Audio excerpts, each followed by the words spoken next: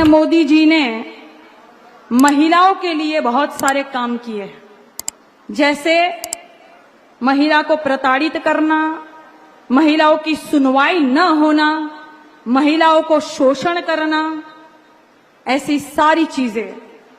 और वो जो ट्रक चला जाता है और उसके पीछे लिखा रहता है बेटी बचाओ बेटी पढ़ाओ।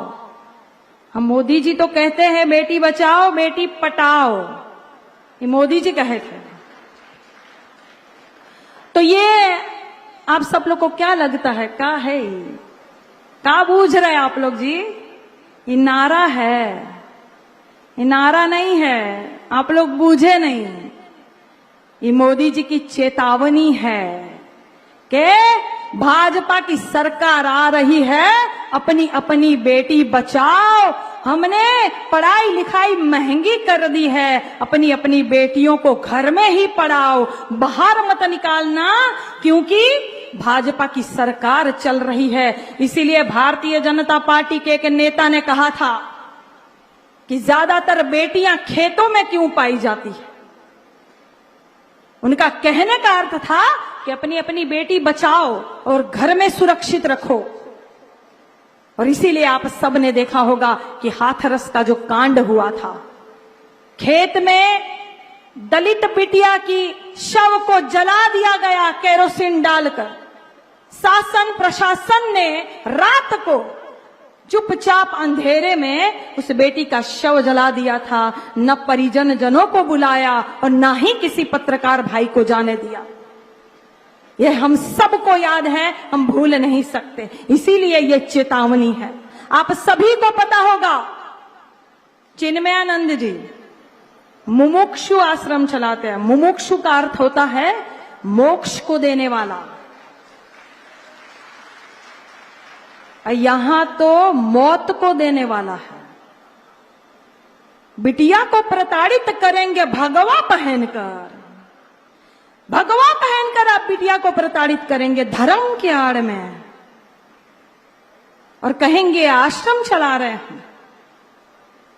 तो ये कहते हैं, ये चेतावनी देते हैं कि बेटी बचाओ। बेटियां नारायणी स्वरूप होती है ये महिलाएं। और नारायणी से मुझे याद आया है कि नवरात्र के दिन चल रहे हैं, तो मैं आप सभी को नवरात्रि की भी बधाई देना चाहती हूं और कहती हूं कि या देवी सर्वभूतेषु शक्ति रूपेण संस्थिता नमस्तस्ये नमस्तस्ये नमस्तस्ये नमो नमः। कि सर्वमंगल मांगल्ये शिवे सर्वार्थ साधिके शरण्ये त्र्यंबके गौरी और नारायणी नमोस्तुते। आप सभी को नवरात्र की हार्दिक शुभकामनाएं। और क्योंकि माता जी का आह्वान किया है, तो देवाधिदेव महादेव जी का भी आह्वान करते हुए कहना चाहती हूं कि ओम शिवाय नमः, शंकराय नमः, महादेवाय नमः, स्थाणवे नमः, सर्वभूताधिपते नमः, पार्वती पते नमः, उमा प्रियाय नमः, गणपिताय नमः, गणप्रियाय नमः, आशुतोषाय नमः, जन्मने नमः, त्रिनेत्राय नमः, त्रिलोकनाथाय नमः, भुजंगधारिणे नमः, शूलिने नमः, पिशाचनाथाय नमः, शैलजाप्रियाय नमः, विश्वंदस्काय नमः, जटाभारधराय नमः, ओम हर नमः, हर हर नमः, रुद्राय नमः, पुष्कर नमः, पुष्पलोचन नमः, गौरी भरताय नमः, अष्टमूर्ति नमः, विश्वमूर्ति नमः। बोलो पार्वती पते हर हर महादेव हर।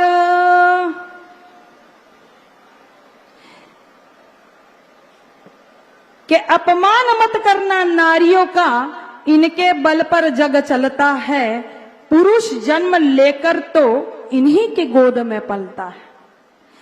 और ये भारतीय जनता पार्टी वाले लगातार बेटियों का अपमान करते हैं। जैसे मैंने अभी कहा कि भगवा धारण करके राक्षस बन के जो सीता को हरण करते हैं, ये सिर्फ भारतीय जनता पार्टी की सरकार में ही हो सकता है। जैसे आप सबने देखा था कि कोरोना का काल चल रहा था और कानपुर के बालिका गृह में 7 बालिकाएं गर्भवती हो गई थी।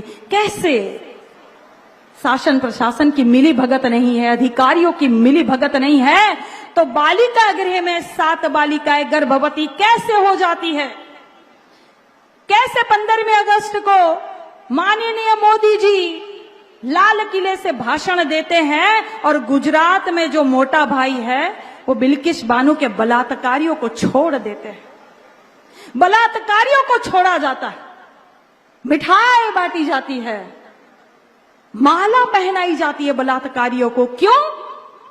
क्योंकि बलात्कारियों को बखूबी पता है कि हम कोई भी कांड करेंगे हमारा कुछ नहीं होना है। भारतीय जनता पार्टी के यहां मशीन रखा हुआ है, हम दूध के धुले होकर निकलेंगे, हमारा कुछ नहीं होना है। इसीलिए आशाराम जैसे बापू जो मोदी जी के गुरु है, आशाराम जी ने मोदी को कहा था, है मोदी, आपको हम नाम देते हैं मोदी मल्ल। मल का क्या मतलब होता है? मल का मतलब होता है गंदगी। तो मोदी मल नाम देते हैं आशाराम बापू, जो बाद में बेटियों का बलात्कार करते हैं। और वैसे ही राम रहीम अभी छूट के आए हैं तो भारतीय जनता पार्टी वाले उनको पिताजी पिताजी पिताजी कहते थकते नहीं। ये स्थिति है महिलाओं की। 12-12 किलोमीटर तक बेटियों को घसीटते हैं भाजपा के नेता। ये स्थिति है महिला की। इसीलिए